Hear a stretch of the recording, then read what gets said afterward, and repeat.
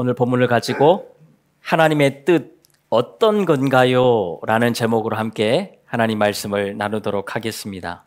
우리가 지난주부터 하나님의 뜻에 대한 말씀을 함께 살펴보고 있습니다. 이런 말씀이었지요. 오늘 나에게 주어진 상황과 일들이 지금 내가 하고 있는 그 일이, 내가 걸어가고 있는 그 길이 하나님의 뜻인 경우가 많기 때문에 우리가 최선을 다해서 하루하루를 살아가자라고 말씀을 드렸습니다.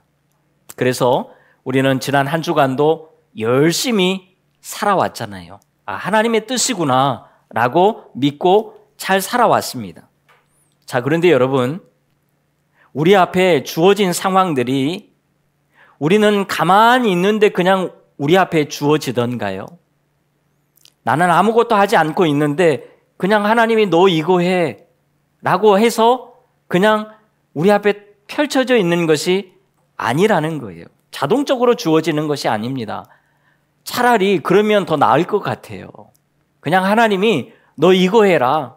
너 이번에는 이거 해라. 그러면 우리는 그냥 순종하기만 하면 되잖아요. 그러면 하나님의 뜻대로 살아가는데 얼마나 편합니까? 자동적으로 열려지면 참 좋을 것 같아요. 그런데 그렇지 않잖아요. 여러분, 우리는 매 순간 내 삶에서, 내 삶의 현장에서 선택을 하면서 우리가 살아가더라는 거지요. 내가 어느 길로 가야 할지, 어떤 일을 내가 해야 될지 이것을 내가 다 결정을 해야 되는 것입니다. 누가 대신 결정해 주면 얼마나 좋겠습니까? 고민하지 않아도 되잖아요. 그런데 내가 내 삶을 다 선택을 하고 살아야 한다라는 거예요. 심지어 오늘 내가 무엇을 입을지, 무엇을 먹을지 우리는 매 순간, 매일 선택의 순간 속에서 살아갑니다. 종종 선택장애가 있는 분과 식사를 할 때가 있습니다. 짜장을 먹을지 짬뽕을 먹을지 쉽게 결정하지를 못합니다. 이런 분들은 항상 메뉴판이 나오면 던지는 말이 있습니다. 너는 뭐 먹을 거야? 그 사람이 선택하는 것을 보고 오늘 내 선택에 조금 도움을 받겠다라는 거죠. 그런데도 결정하지를 못해요. 그리고 나서 최종적으로 하는 말이 이거예요. 이것저것 시켜서 같이 나눠 먹자. 조금씩 나눠 먹으면 될 것 같다라고 하는 거죠. 여러분, 뭔가를 하나를 딱 선택한다는 것은 어떻게 보면 참 어려운 일이지요. 하지만 우리의 인생 자체가요, 여러분 늘 선택의 순간 속에서 살아간다라는 거예요. 하나하나 다 여러분들이 선택을 하셔야 돼요. 자동적으로 주어지는 것은 거의 없습니다. 사실 매일 먹는 음식이야 잘못 선택해도 그만 아닙니까? 크게 여러분 문제될 것이 없습니다. 다음 날에 아니면 다음 끼니에 다시 사 먹으면 되잖아요.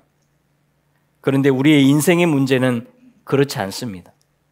내 인생의 문제에 있어서 선택을 한번 하게 되면 쉽게 바꿀 수가 없어요. 그리고 혹 내가 잘못된 선택을 하게 된다면 여러분 우리의 삶이 힘들어질 수도 있잖아요. 잘못 선택을 하게 되면 내 인생이 뺑뺑 돌면서 어렵게 갈 수도 있는 것입니다. 그래서 이왕이면 선택을 잘하는 것이 우리에게 굉장히 중요한 것입니다.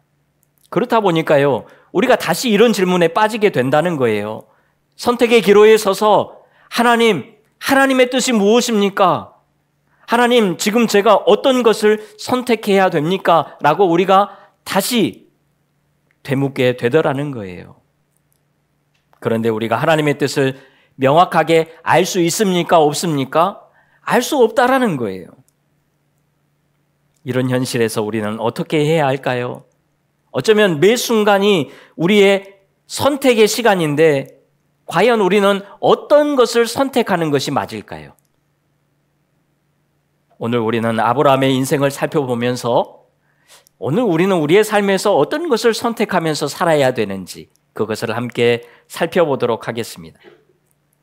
자, 창세기 12장을 보면 하나님께서 아브라함을 부르시는 장면이 나옵니다. 아브라함은 미래가 불투명했지만 그 상황 속에서 하나님의 명령에 순종하며 믿음의 길을 떠납니다. 하나님의 다른 뜻은 몰랐어도 분명한 하나님의 뜻은 있었습니다. 너의 친척 아비집을 떠나라. 너가 있는 고향을 떠나라라는 것은 분명한 하나님의 뜻이었기 때문에 아브라함은 그 말씀에 순종해서 길을 떠나게 됩니다. 그리고 결국 가나안 땅에 들어오게 되는 것이 12장에 나와 있습니다. 그러면서 아브라함은 하나님의 뜻을 따라 매일매일 무슨 일을 했을까요? 성경을 보면 아브라함은 매일 장막을 옮기고 또 매일 장막을 치면서 조금 더 살기 좋은 땅, 하나님이 약속하셨던 땅을 향해서 매일매일 하루하루를 열심히 잘 살아갔습니다. 그러면서 제단을 쌓기도 하고 하나님을 예배하고 또 하나님과 동행하는 그런 삶을 살아갔습니다. 매일매일 하나님의 뜻대로 살아가는 이것이 아브라함의 방법이었습니다. 그런데 시간이 얼마나 지났을까요? 오늘 본문에 와서 10절에 보니까요, 그 땅에 기근이 들었다라고 말씀을 합니다. 돌발 상황이 발생을 한 거예요. 그래서 갑자기 아브라함은 선택의 기로에 서게 됩니다.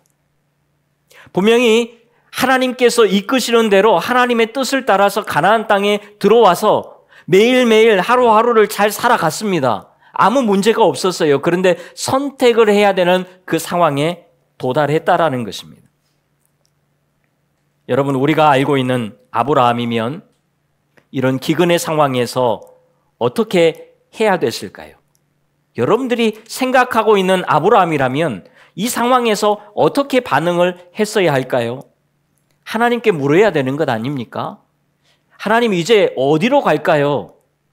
지금까지 가나안 땅에 하나님을 따라서 왔는데 기근이 발생해서 더 이상 여기에 살 수 없게 되었는데 이제 어디로 가면 되겠습니까? 라고 물을 법도 하잖아요. 여러분, 오늘 우리가 살아가는 이 시대야 우리가 하나님께 아무리 물어도 하나님이 직접 답을 주시지 않습니다. 하나님 어떻게 합니까? 제가 무슨 일을 합니까? 라고 물어봐도 하나님이 직접적으로 답을 주시지 않아요. 그러니까 오늘 우리는 그렇게 물어볼 수 없지만 여러분, 아브라함 때에는 하나님과 직접 대화를 할 수 있었잖아요. 그러면 물어볼 수 있는 것 아닙니까? 여러분, 우리가 잘 알고 있는 다윗도 하나님께 늘 물어봤던 사람이에요. 정말 사소한 것까지도 물어봤습니다. 심지어 어떤 것까지 물어봤냐면 사무엘상 30장 8절 같이 읽습니다. 시작. 내가 이 군대를 추격하면 따라잡겠나이까 하니 여호와께서 그에게 대답하시되 그를 쫓아가라. 내가 반드시 따라잡고 도로 찾으리라. 아멘. 여러분, 다윗은 이렇게까지 하나님께 물어봤습니다. 하나님, 제가 추격하면 잡을 수 있겠습니까? 여러분, 열심히 추격하면 잡을 수 있잖아요. 그런데 물어보는 거예요. 하나님, 제가 올라가면 이길 수 있습니까? 올라가라고 하면 올라가고 가지 말라고 하면 안 가는 거예요. 하나님께 물어서 선택하고 좋은 결과를 얻고 살았던 것이 다윗의 인생이잖아요. 다윗 때에 이 정도였다면 1000년 먼저 살았던 아브라함 때에는 여러분 더 직접적인 응답을 받을 수 있지 않았겠습니까? 그런데 오늘 본문 10절을 한번 보십시오. 같이 읽습니다. 시작. 그 땅에 기근이 들었으므로 아브라함이 애굽에 거류하려고 그리로 내려갔으니 이는 그 땅에 기근이 심하였음이라. 아멘. 여러분, 이 말씀을 한번 잘 보십시오. 이 말씀에서 아브라함이 하나님께 물음의 흔적이 있습니까? 여러분 잘 보십시오. 고민의 흔적이 있습니까? 없어요. 아브라함은요, 이 기근을 만나자마자 당연하다는 듯이 그냥 애굽으로 가기로 선택하고 곧바로 실행에 옮긴 것입니다. 왜 그랬을까요? 당시의 주변의 모든 족속들이 다 그렇게 했기 때문에 그래요. 어느 족속 하나 예외가 없어요. 기근이나 싶으면 애굽으로 내려가는 거예요. 요단강이 마른다 싶으면 풍족한 나일강으로 떠나는 것입니다. 이것은 어쩌면 이 당시에 기근이 일어나면 움직이는 공식과도 같았습니다. 자동적으로 그렇게 하는 거예요. 누구나 다 그렇게 하는 것입니다. 예외가 없어요. 그렇다고 아브라함에게 딱히 다른 방법이 있습니까? 없잖아요. 그러니까 당연하다는 듯이 아브라함도 이들과 함께 따라서 내려가는 것입니다. 굳이 하나님께 물어볼 필요가 없습니다. 그런데 여러분, 오늘 본문을 잘 보면 우리에게 조금 아쉬움이 남습니다. 여러분, 아브라함이 기근을 만났다고 해서 꼭 애굽으로 내려갔어야 했을까요? 애굽으로 내려가야지만 살 수 있었습니까? 요단강에 지금 살고 있는 그곳에 머물러 있으면 죽을까요? 그렇지 않다라는 거예요. 여러분, 아브라함이 애굽으로 내려갔지만 우리가 이 내용을 잘 보면 사실 얼마 있지 못하고 거의 쫓겨나다시피 다시 가나안 땅으로 올라갑니다. 가나안 땅으로 돌아왔어요. 여전히 기근은 심하게 있습니다. 그런데 아브라함이 죽었습니까? 아니잖아요. 아브라함이 기근 중에도 그 땅에서 잘 살아남았습니다. 오히려 더 잘 살았습니다. 풍족하게 되었고 아브라함은 롯과 나누어질 정도로 둘 다 풍부하게 되었습니다. 애굽으로 내려가는 것만이 사는 길이 아니었다라는 거예요. 사람들이 다 그렇게 하니까 그냥 아브라함도 그렇게 살았던 것입니다.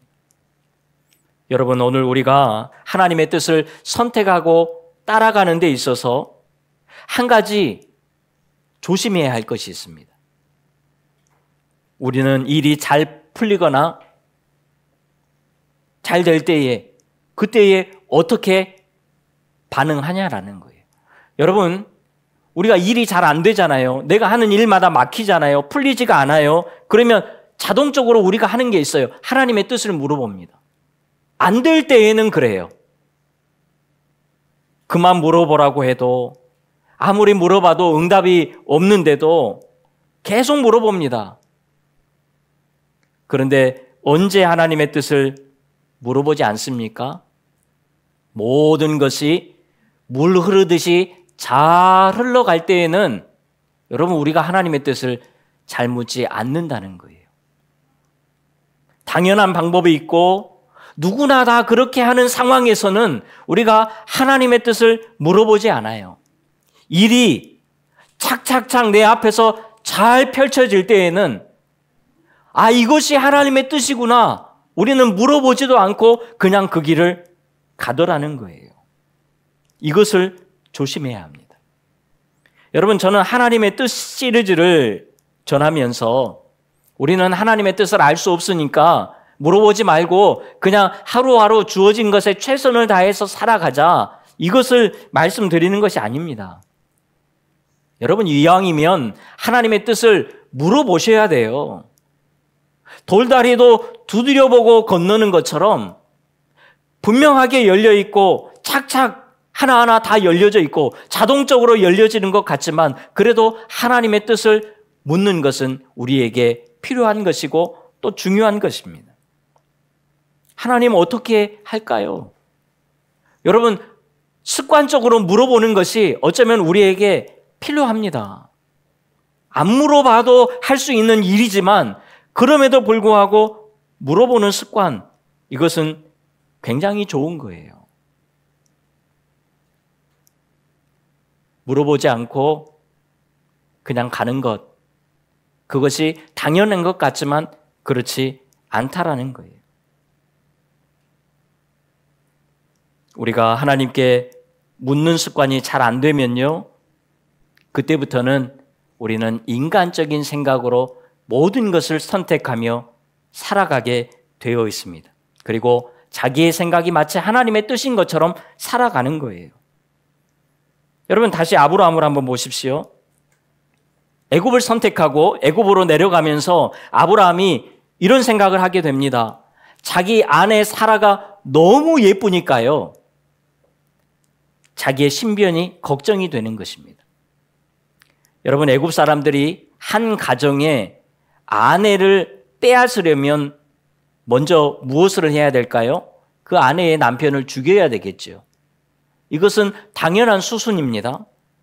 아브라함이 생각할 때에도 그렇게 될 수밖에 없을 것 같아요. 그래서 두 가지를 가지고 고민합니다. 아내를 누이라고 할까? 아내를 부인이라고 할까? 또다시 어떤 선택의 상황이 발생하게 됩니다. 그리고는 일단 자기가 살아남아야 되기 때문에 아내를 누이라고 하기로 합의를 봅니다. 그래서 어떻게 되지요? 애굽 사람들이 대가를 지불하고 아내를 바로의 궁으로 데려갑니다. 우려했던 일이 현실이 되어버렸고 상황이 여러분 완전히 꼬여버렸습니다. 여러분, 우리 같으면 우리가 생각하는 아브라함이면 지금 이런 상황에서 어떤 선택을 해야 됐을까요? 죽으면 죽으리이다. 하나님께서 지켜주시겠지. 하나님이 우리를 살려주시겠지. 어려운 상황 가운데 몰아넣지 않겠지. 여러분, 이런 믿음으로 아내를 부인이라고 밝혔어야지요. 우리가 생각하는 믿음의 조상 아브라함이라면 여러분 그렇게 했어야 되는 것 아닙니까? 그런데 아브라함은 완전히 다르게 인간적인 생각으로 인간적인 선택을 하게 된 것을 우리가 보게 됩니다. 여러분, 지금 아브라함의 문제가 무엇입니까? 단순히 자기 목숨 하나 살겠다고 찌질하게 보이는 그런 남편의 모습이 아닙니다. 여러분, 아브라함의 문제는요, 하나님과의 약속을 완전히 잊어버렸다는 거예요. 이것이 아브라함의 큰 문제입니다. 하나님께서 너로 큰 민족을 이루겠다라고 말씀하셨는데 그 민족을 이루어갈 아내를 팔아넘긴 거예요. 하나님의 약속을 위협한 것입니다. 이뿐만이 아니에요. 아브라함은 계속해서 하나님의 약속을 위협합니다. 여러분, 창세기 13장에 보면 아브라함과 롯이 서로 소유가 많아져서 같이 살 수 없어서 땅을 나누게 됩니다. 그때 이 아브라함이 이렇게 이야기해요. 네가 우하면 나는 좌하고 네가 좌하면 나는 우할 거야. 여러분, 인간적으로 얼마나 멋진 사람입니까? 욕심도 없고 통도 크고 참 괜찮은 사람처럼 보입니다. 그런데 이때에도 아브라함에게는 하나님의 약속이 기억나지 않았던 거예요. 하나님의 그 약속의 땅을 먼저 생각했어야지요.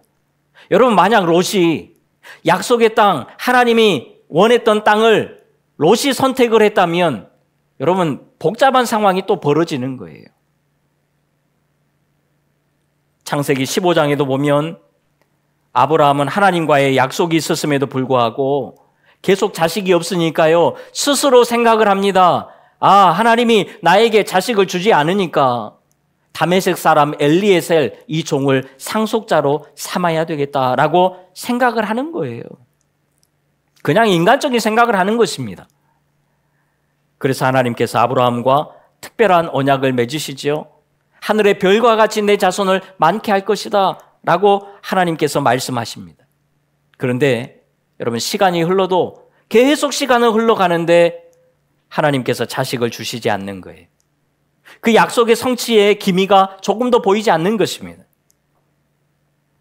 그래서 16장에 보면 가나안 땅에 들어온 지, 처음 약속을 받은 지 10년이 지나버렸습니다. 아브라함은 이제 85세, 사라는 75세가 되었습니다. 생물학적으로도 이제는 자식을 낳을 수 없는 그런 상황까지 되어버린 거예요. 그래서 하갈을 통해서, 종을 통해서 자식을 낳게 되지요. 이스마엘을 낳게 됩니다. 그러면서 더 복잡한 상황들을 만들어 버리는 거예요. 이처럼 아브라함은 계속해서 인간적인 선택으로 하나님의 약속을 위협했던 거예요. 그런데 하나님께서 어떻게 하시지요? 하나님께서 직접 개입하셔서 아브라함이 저질러 놓은 문제 하나하나를 다 해결해 나가시는 것을 우리가 성경을 통해서 보게 돼요. 오늘 보면 17절 같이 한번 읽습니다. 시작. 여호와께서 아브라함의 아내 사레의 일로 바로와 그 집에 큰 재앙을 내리신지라. 아멘. 그래서 바로가 아브라함을 불러서 왜 이렇게 했느냐라고 책망하면서 아내를 돌려보내지요. 그리고 빨리 그냥 돌아가라고 이야기를 합니다. 그냥 가는 게 아니에요. 바로가 애굽의 백성들에게 명령합니다. 이들을 건들지 말아라. 그래서 안전하게 고국으로 돌아가는 것을 보게 돼요. 그뿐만이 아닙니다. 13장 2절에 보니까요. 아브라함에게 가축과 은과 금이 풍부하였더라. 여러분, 엄청난 재산을 얻어서 돌아온 것입니다. 잘 생각해 보십시오. 아브라함의 선택은 분명히 잘못된 것 같습니다. 아브라함은 정말 자기만 생각하고 자기 좋을 대로 판단하고 행동해 버렸습니다. 하지만 하나님의 계획에는 아무런 문제가 없는 거예요. 아브라함은 잘못된 선택을 했는데 하나님의 전체적인 틀에서는 아무 문제가 없습니다. 오히려 더 잘 됐잖아요. 이것을 우리가 믿어야 된다는 거예요. 무슨 말이지요? 여러분, 우리가 무엇을 선택해도 괜찮다는 것입니다. 여러분, 믿음의 사람들이 오늘 어떤 것을 선택해야 더 잘 살 수 있을까? 어떤 것을 선택해야 내가 더 나은 삶을 살고 하나님을 위해서 살 수 있을까? 우리는 고민하지만 여러분, 믿음의 사람들은 그 어떤 것을 선택해도 괜찮다라는 거예요. 설령 우리가 하나님의 뜻에서 벗어났다고 할지라도 또다시 거기에 하나님의 뜻이 있는 거예요. 여러분, 하나님의 뜻에는 이런 놀라운 것이 있어요. 하나님의 뜻에서 벗어나면 하나님의 뜻이 아니어야 되잖아요. 그런데 하나님의 뜻에서 벗어나도 거기에 하나님의 뜻이 있다니까요. 여러분, 기억하십시오. 우리가 선택을 잘못했다고 해서 우리의 인생이 최선책에서 벗어나서 차선책으로 살아가는 것이 아니라는 거예요. 내가 잘못 선택했네. 이제 내 인생은 어떻게 해야 되나? 내 인생은 망했구나. 여러분, 이것이 아니라는 거예요. 내가 아무리 차선책을 선택을 했어도 하나님께서 그때부터 다시 우리의 삶을 최선책으로 만들어 가신다는 사실이에요. 이것을 우리가 믿어야 돼요. 우리의 선택을 믿는 것이 아니라 여러분, 하나님의 능력을 믿어야 된다는 거예요. 오늘 우리에게 이런 믿음이 회복될 수 있기를 주님의 이름으로 축원합니다. 여러분, 뭘 선택해도 괜찮아요. 잘못 선택하면 좀 어떻습니까? 거기에 또 하나님의 뜻이 있다니까요. 우리의 인생은 어느 누구도 차선책의 인생은 없습니다. 내가 그때의 선택을 잘못해서 오늘 나의 삶이 이렇게 되었구나, 아니라는 거예요. 아무리 나는 차선책을 선택했어도 하나님은 최선책으로 만들어 가시는 분이라는 거예요. 여러분, 우리가 잘 알고 있는 말씀 로마서 8장 28절 같이 한번 읽습니다. 시작. 우리가 알거니와 하나님을 사랑하는 자 곧 그의 뜻대로 부르심을 입은 자들에게는 모든 것이 합력하여 선을 이루느니라. 아멘.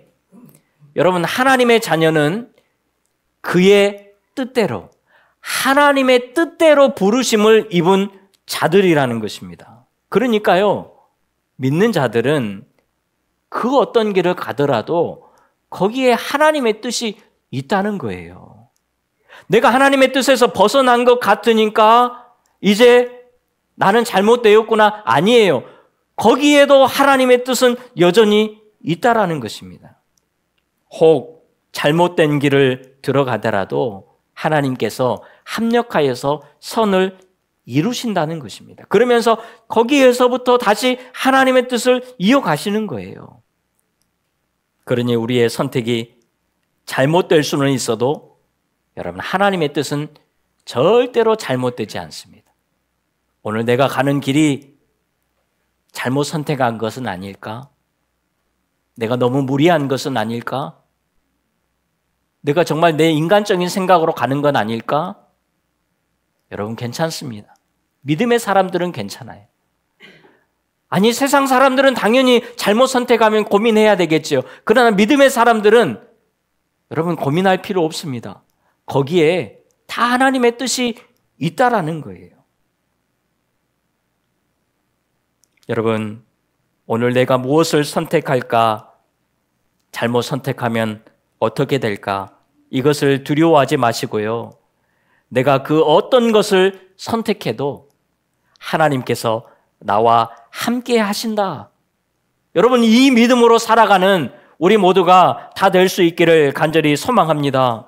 그리고 그 하나님께서 나의 삶을 최선책으로 만들어 가실 것이다. 최고로 인도해 가실 것이다. 여러분, 이런 믿음으로 하루하루를, 한 주간도 살아갈 수 있는 우리 모두가 다 될 수 있기를 간절히 소망합니다. 이런 믿음이 오늘 우리 모두 가운데에 회복될 수 있기를 주님의 이름으로 축원합니다. 자, 그렇다면 오늘 말씀은 우리가 아무 것이나 막 선택해도 된다는 그런 말씀일까요? 우리가 잘못 선택해도 하나님께서 다 알아서 수습해 주시니까 그냥 나는 일을 그냥 벌리면서 살면 되겠구나. 일을 막 저질러도 된다는 그런 말씀일까요? 아니겠지요. 어차피 선택할 거, 여러분, 이왕이면 잘 선택하면 더 좋은 것 아니겠습니까? 그렇다면 어떻게 해야 될까요? 그것은 다음 주에 살펴보도록 하겠습니다. 기대하시라 개봉박두.